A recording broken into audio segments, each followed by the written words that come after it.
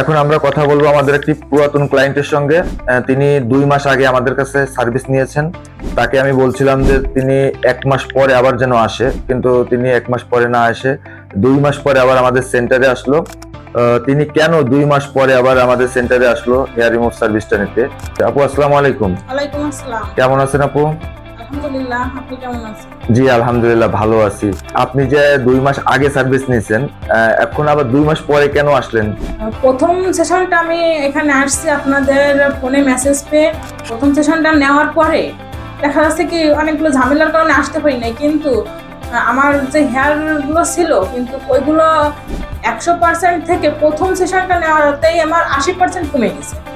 তাই আমি এখন আবার আসছি। এখানের কাজগুলো অনেক সুন্দর, আমার খুব ভালো লাগছে, তাই আবার আসছি। আচ্ছা আপু, আপনি উপকৃত হয়েছেন? হ্যাঁ, আমি উপকৃত হয়েছি। ঠিক আছে, ধন্যবাদ।